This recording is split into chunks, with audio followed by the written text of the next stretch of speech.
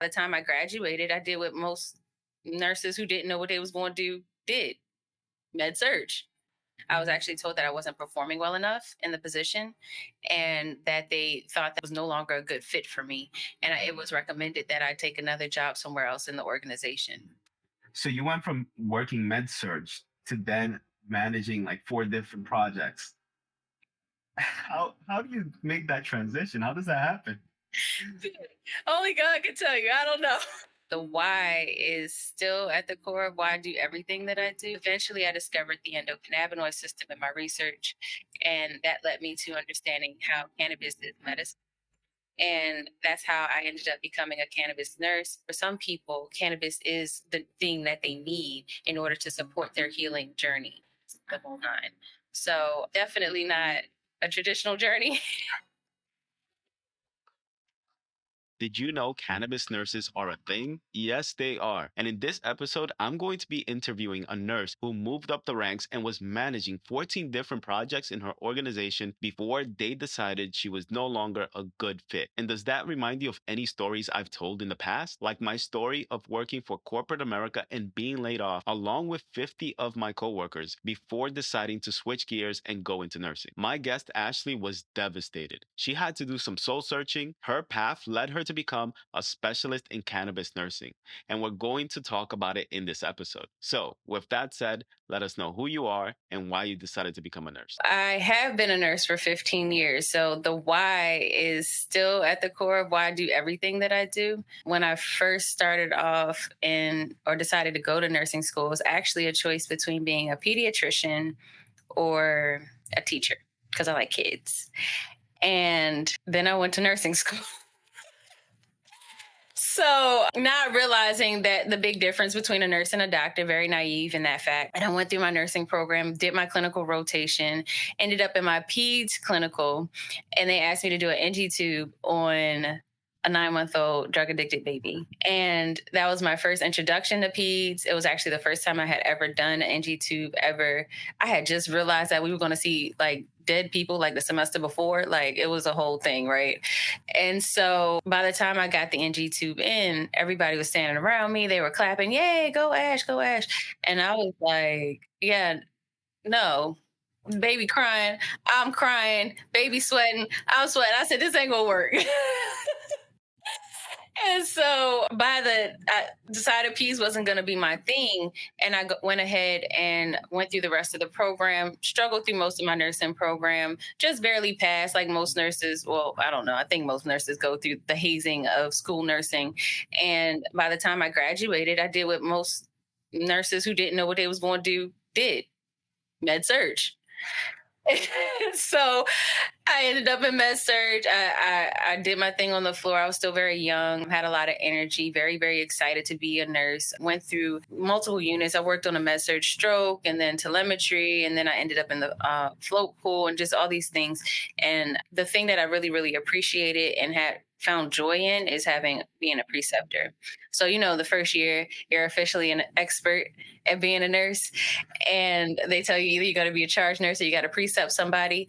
Definitely didn't want to be charge nurse, had no time for that. But I was cool with being a preceptor. I was the honorary preceptor, put all the new people with me. And I mean, double the work, teach them how to do something. Y'all both out there taking care of the patients. Like, how could you go wrong? So that's when I decided I was getting my master's degree in nursing education. I ended up doing a nurse residency program, so still following that preceptor kind of vibe where I was helping the new grads in their first year as a nurse. And basically, I was like a glorified preceptor in a leadership position. So I went to all the executive meetings, but acted like a really cool preceptor. And so we went to each of the units. So I learned a lot about the hospital as a system and like culture, and each of the units that I didn't necessarily work on. I had to learn a lot about those units. So that way I could help the new grads that I was working with. So from ED to ICU to women's services, did the whole nine. And I left there and ended up in corporate position for a 14 hospital system doing performance improvement and project management, operating and managing $1 million projects. And so in that role, it was obviously very, very different from the local hospital experience. Everything was KPIs and revenue generation and costs and, all these things that were very strategically driven. And I wasn't familiar with that. And so many nurses don't really understand what I mean when I talk about this. And in relation to the work of a staff nurse specifically, I'm the person who would come in and tell you why you was about to change something in the organization. And you was probably mad at me because I was telling you about to change it, right? And you had no idea why I'm telling you, but we've been working on this for months. So this is what we about to do. And it was very interesting to be in that particular place because I had a lot of empathy for the staff nurses. There weren't a lot of people like myself, not a lot of nurses. There weren't a lot of women, and there were definitely not a lot of women of color in that particular work environment. And like I said, just the general idea of what was acceptable and what wasn't acceptable was very different than what I understood acceptable work was supposed to be. So an example of that was a project that we worked on. Usually I tell this story and most people don't know what I mean by a stint. So I have to say something else. So I'm very grateful that people here will understand what I'm talking about. But it was a project on stints, and they wanted to implement a new stint into the organization because it was cheaper. They wanted to cut costs on the stints that we were using, vendor costs, things like that came up. And a few of the hospitals didn't have the technology to support the imaging of that particular stent because it was a stent that was created in another country. And so the physicians, they were against it. They didn't want it. It wasn't enough evidence to support it. But the company said, hey, we want you to do this because it's cheaper. And we said you about to make this $1 million right here, 1.4 to be exact, if you are able to implement this particular stent. I was the middle person between all of that, being able to negotiate with the doctors and save my butt on this project because that's how I'm being managed. And eventually we came up to a conclusion, but I still didn't hit the 1.4. We only hit 1 million because a couple of the hospitals simply just did not have the technology. We did put a plan in place eventually for them to bring that in their organization once they were able to get the technology for it, but it wasn't an immediate cost savings and therefore it just wasn't acceptable. I was dealing with a lot of burnout and I discovered therapy. I also was a victim of cyber theft. $15,000 was stolen out of my bank account. It was a down payment for my house. Yeah. And so that was happening simultaneously, not to mention I'm a mom and a wife and all the things. It just was too much. I couldn't tolerate it. I wasn't as functional as I probably could have been at that time, emotionally dysregulated. So that's where the therapy came in. But to me, it just wasn't enough. So I started to look into more holistic practices. The first example of that is yoga, where I started to really feel my body, my hips, like just parts of my body that I long ignored because I was young and I was agile and I could do what I wanted and, all the things. We don't pay attention to our bodies. And I'm sure most nurses can resonate with that. Eventually, I discovered the endocannabinoid system in my research, and that led me to understanding how cannabis is medicine. And that's how I ended up becoming a cannabis nurse. I created an online course teaching nurses how to use or leverage cannabis in their practice. You want to better serve your clients, that would be a course for you. Or even if you want to do a full-length consultation with the client, maybe independently, that is also the course for you. From there, I spiraled into writing a children's book called Ace's Medicine, writing a novel called Stigmatized, being featured in High Times, Baltimore Business Journal, and just the whole nine. So definitely not a traditional journey. Say that again. Wow. Okay, so we have a lot to unpack. First, I want to know, where did you grow up? So I live in Baltimore. I was actually an Army brat. So in my earliest childhood, we moved around a lot. I vaguely remember Hawaii. We lived in Texas for a little bit, and then we ended up around second grade coming to Baltimore, and that's where I've been, and that's where I continue to stay. Do you have any siblings? I have one. Okay, and how old is your sibling? Older than you or younger? Younger. Okay, so you were the eldest at the time, and Yes. you were basically the one that understood what was going on. I'm guessing before your sibling did, right? When you guys kept moving from place to place. Yeah, so she doesn't remember any of it. So most of her memory probably starts around the time we came to Baltimore. And were any of your parents in the healthcare industry? No, nope, I'm the only one. Wow. How about any family members? Nope, not really. How did you come upon wanting to become a nurse? Out of all the things, I know you said you wanted to get into education initially, but Yeah, well, it was teacher or pediatrician. So I just really like kids. So I was like, okay, I'm going to be a teacher. But you can't be a teacher because they don't pay no money. At least that's what I was told, right? So I said, okay, well, then I got to be a pediatrician. I said, but I don't have money for like going to school for a doctor. So there was nobody around me to say, hey, sis, like, if you want to be a pediatrician, don't go to nursing school.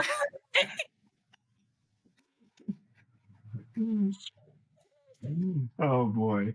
So you ended up managing 14 facilities at one point? Yeah, overseeing projects over those 14 facilities. So those projects, we were basically trying to make each hospital do the same thing. It's crazy. Yeah. And was all of this in Baltimore? Maryland, yeah, across the state of Maryland. So you went from working med surge to then managing like 4 different projects. How do you make that transition? How does that happen? Only God can tell you. I don't know. Oh my gosh. No, I really want to know because, there's a lot of nurses here that are interested in getting into administration, but they just don't know how to go about it. Okay, yeah. I mean, we can go there. Seriously. Yeah. Here's the thing. I feel like we can do anything that we want. One of the biggest lessons that I learned from that experience working for that in performance improvement is how to sell yourself. So it wasn't something that I was aware of in the beginning, but man, I could sell the heck out of myself. If I show up for the interview, we going in, right? I'm going to tell you why I am the perfect person for the job. Right.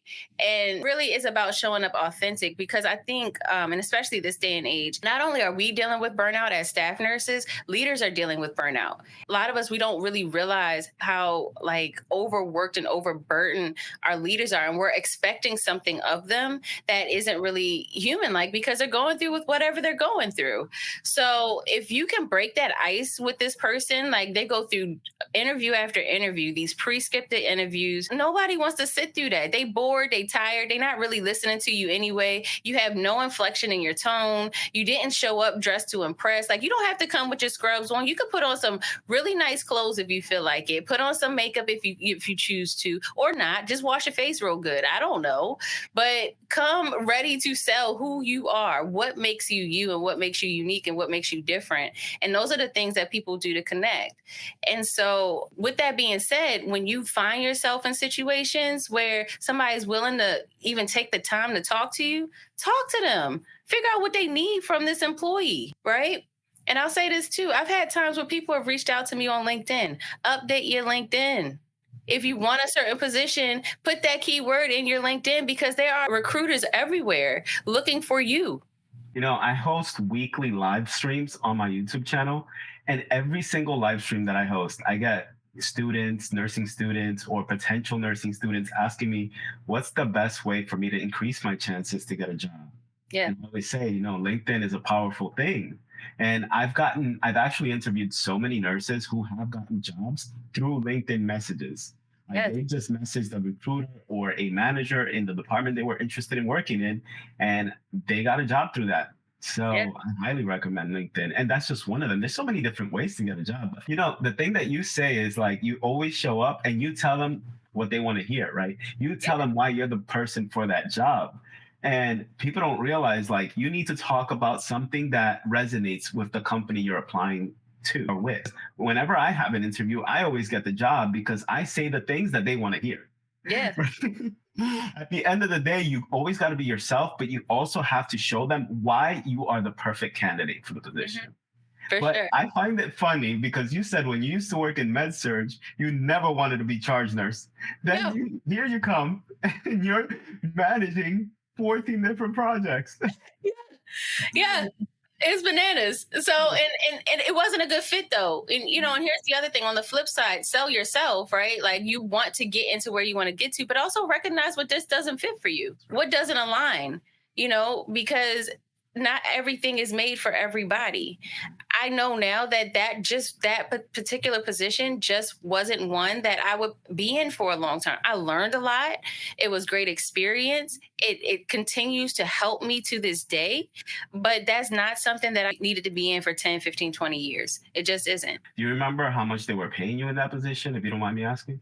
120K. That's not too bad, but it can be pretty stressful if you think about it. You're managing 14 different projects, and you're getting paid 120,000. Do you think it was worth it? No, I don't. And I also would like to believe that I was probably one of the lowest paid out of my peers.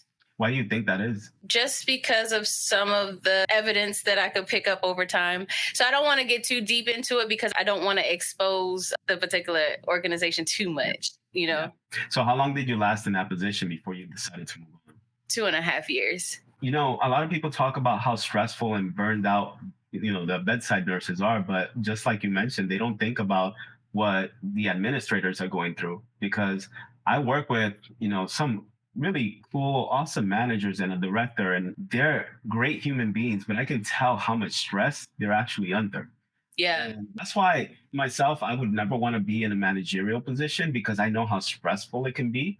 And, in one end, you're trying to make sure that your staff is happy, but at the other end, you're trying to make sure that the administrators above you are also happy. Yeah. And just like you said, you were the middleman in this position. And that can be one of the most stressful positions to be in. And I can see why you got burned out. Yeah, for sure. I mean, it's definitely pressure coming from both ends. And, as nurses too, we're highly compassionate people. I haven't met too many nurses in my entire career that didn't have a really strong why they became a nurse to begin with. And most of the time, it's some story about either somebody that they've dealt with personally, themselves personally, or had a very significant need to help people. And that's why we ended up here and doing this particular profession. And so, with that large amount of empathy and that need to want to help people, it's very, very difficult for us to operate as leaders because we want to help the people that we're supposed to be serving. But to be honest with you, in leadership position, your job is to drive revenue for the organization. It isn't for you to help the staff that you're working for. Absolutely. And did you have a child at the time while you were working in this position? Yes. How old is your child currently? My oldest is 14 and my youngest is 8. Oh, wow. Okay. And is your husband working in healthcare at all? No, all right, man. Oh, man. He doesn't know what you're going through at work. Oh, boy. Heck no, man. Okay, so you decided to quit this position. Did you put in your 2 weeks notice before you quit? Well, what actually happened was because I was dealing with the burnout symptoms, I was actually told that I wasn't, oh, it's not even really the burnout. I mean, that had something to do with it, but because I didn't hit those markers that I was telling you about, 1.4 versus 1 million, I was actually told that I wasn't performing well enough in the position and that they thought that was no longer a good fit for me. And it was recommended that I take another job somewhere else in the organization. You see this? You see this? This is how they treat. So I worked in corporate America. Yeah. Right? And that's exactly how it is in corporate America. I got laid off 2 times. And I remember the last time that I got laid off, this was before I even got into nursing. I remember walking into my office and I was working as a risk analyst. So it was in a merchant processing company, and people who want to accept credit cards in their businesses, they reach out to these merchant processing companies and ask them to, like POS systems, which is basically a credit card machine. Yeah. Establishment. And then when the credit card is swiped, we're the ones that make sure that the transaction goes through to the credit card company and the money gets deposited in your bank account. Anyways, I was reviewing people's credit card history and their credit history, and I'm responsible for approving the application or denying it. And I remember a collapse that we had previously during the months were going by. I remember seeing that our revenue was going lower and lower and lower every single month. And I kept telling my coworkers, I was like, this is not looking good. You guys need to start looking for a job because we're not going to have one soon enough. They didn't believe me. And then, behold, here I come to work. It was like 7:30 in the morning. As I'm walking in, I see like 2 individuals in the manager's office with suits on. And I'm like, this is the day. I look around, I see all of my staff, my coworkers are shaking their heads, and I walk into the office because they're like signaling for me to walk into it. And as I walk in, I told them, I was like, listen, you don't even have to tell me. I already know why I'm here. Just tell me if I have a severance package and I'm out of your way. Yeah. And they told me there was no severance package for nobody. Oh no. So I had to file for unemployment. And at the time, our daughter was, I believe she was like 2 or 3 years old. I remember we enrolled myself in college at the time, but I didn't know what I was going to do because I was a business major prior to that. I got laid off. I remember walking all the way from like downtown Manhattan in New York City all the way to Central Park. And this is like a 3 hour walk, Wow. right? So I get to Central Park and I'm just sitting at the bench and I'm wondering to myself, what is it that I'm going to do with my life? Because I don't want to be put in that position again if my daughter is older, position where we're paying rent or mortgage because I was living with my wife in their house. I told myself, I need to do something that's going to provide me some security. Yeah. I looked around at all the different careers that I could go into, and I thought healthcare was it. I remember thinking, nursing, I can speak to people, I can socialize with people, the patients, and I can provide a service that would be rewarding to me. In addition to that, I was like, and I know that nursing provides security. Yeah. You lose your job here, you can find a job immediately somewhere else. Yes. And we don't hear about nurses getting laid off, No. right? It's very rare. Yeah. So when I made that decision, I was like, I'm never going back to corporate America again. So when I hear stories like yours, I feel like that's a corporate America story right there. Yeah. And it happens to so many people who work in administration, who work in Wall Street, who work in banking and finance. Yeah. And it's pretty sad. Like the way they treat you guys, it's like, we don't need you anymore. We need somebody who's going to make sure that they meet that bottom line, which is what counts at the end of the day, how much money this organization brings in. Yeah. And that's pretty sad. It's terribly sad. And, and especially in healthcare, because we have to remember the widget is the patient. Yeah. The product is the patient. So what we design the business structure on ultimately feeds into these people who we're trying to make better. So the service that we're providing is cared to the human, and the human is the well human, because we don't get that right most of the time. The well human is what we want to make sure that we get across the assembly line. And so I think that's the fallacy of healthcare specifically. Like if we're talking about the car industry or if we're talking about insurances and things like that, I think they're all really important industries. But I feel deeply passionate about industry, and we don't really care for the widget that we're trying to create. We're just trying to move them through as fast as possible, as if we're trying to, build out a car real quick. Absolutely. Once you left this company, you said you reached out to therapy because of all these feelings you had of being burned out from the position you were in. Yeah. How did you find the therapist? Because a lot of people don't know this, but my wife and I, we had to get therapy too. They think everything was perfect between us. I swear by therapy. We don't have a therapist anymore, but Yeah. our therapist, I believe, saved our life and it saved our marriage because now we're happier than we've ever been before. It was all thanks to therapy. So how did you find your therapist? It was just a Google search. So to your point, one, it's hard to find a therapist in your area. Two, that takes your insurance. Three, that you can afford if they don't take your insurance. And four, somebody that you vibe with. The person that I found was helpful. I needed that outlet and that release, but I still needed something other than that. So my particular therapist, she happened to be a white woman. Not that it was a terrible thing, but there are a lot of things she didn't get. I'm in this corporate position. I don't even get how I got here half the time. So how am I going to communicate that to this person here, right? And then in addition to that, personal family relationship kind of things were coming up for me, and even priorities around what was most important to me in this moment was not being communicated well across, right? So I think it did a lot for me, but it only got me to a point. And so I think that right now we're in a really cool place where Black therapists are popping up more than I think ever has been seen. So I think it's a little bit easier to find a Black therapist. But what I've found, and not to make it completely about race, but somebody that you vibe with, being able to find that person that you can connect with that can help you get to the next level. Because the other thing that happens, you talk to your therapist, by the end, I can make anybody my best friend. So, we sitting there chilling like we girlfriends. Like, golly, it's not therapeutic no more.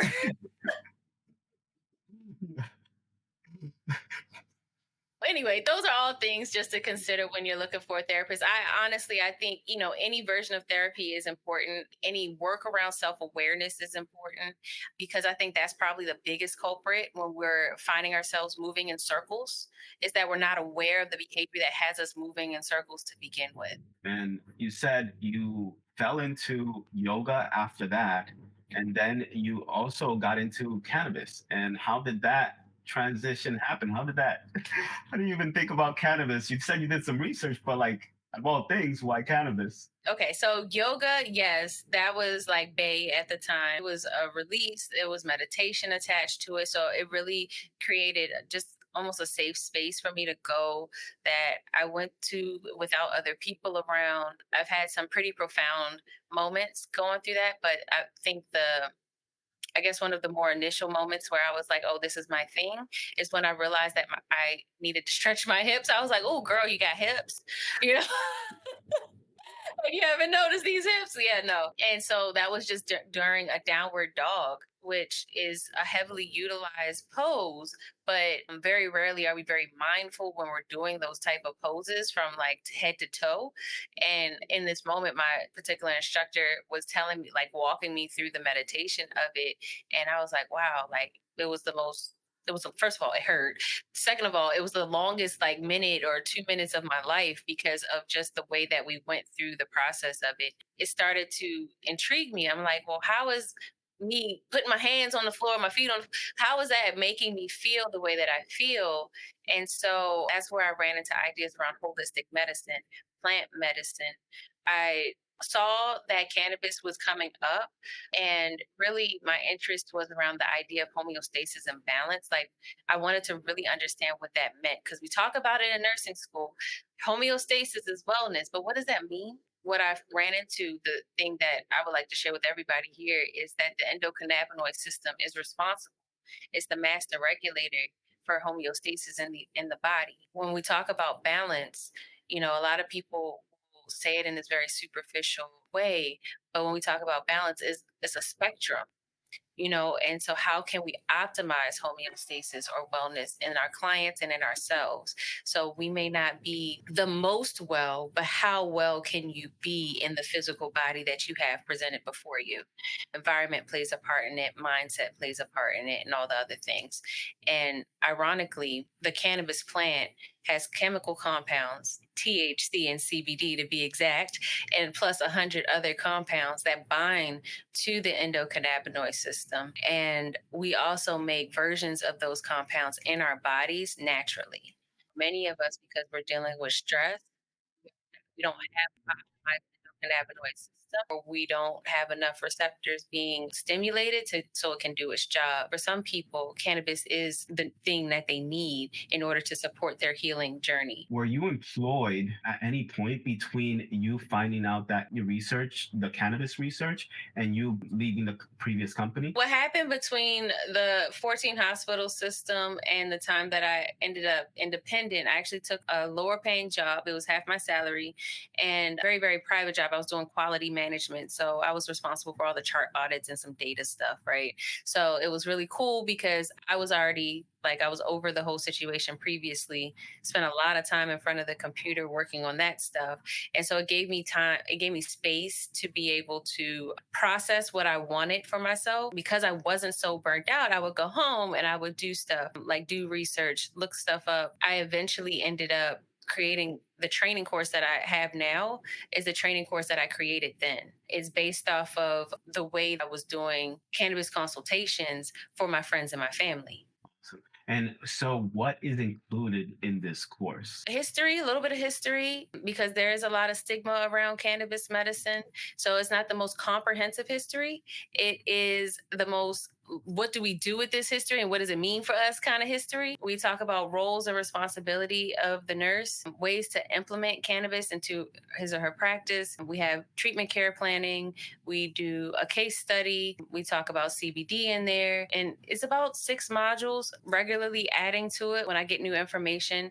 It used to be, everybody asks me all the time, it's like, why don't you have contact hours? I did up until July of this year.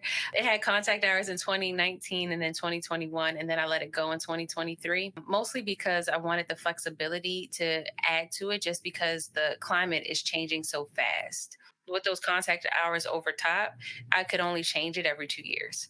And it's already outdated, 3 months in. How did you go about getting approval for those contact hours? You have to fill out, there's a bunch of questions. It's like an application. So my master's degree in education came into play here.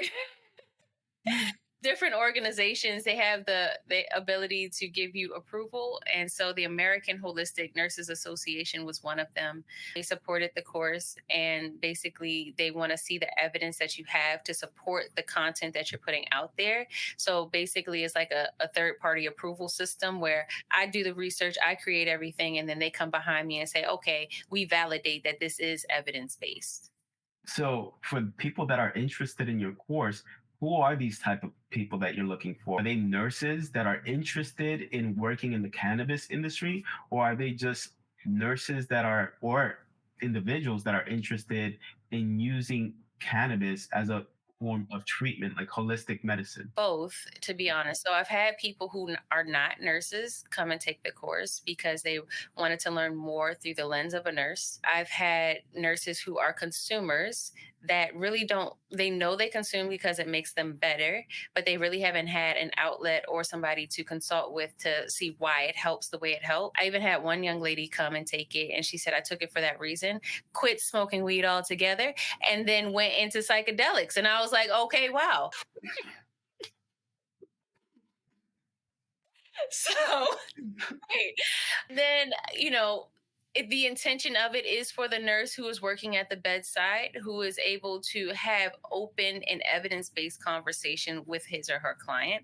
So when you do that, the assessment, and you're like, do you take any drugs? And they be like, nope. You'd be like, all right, no, right?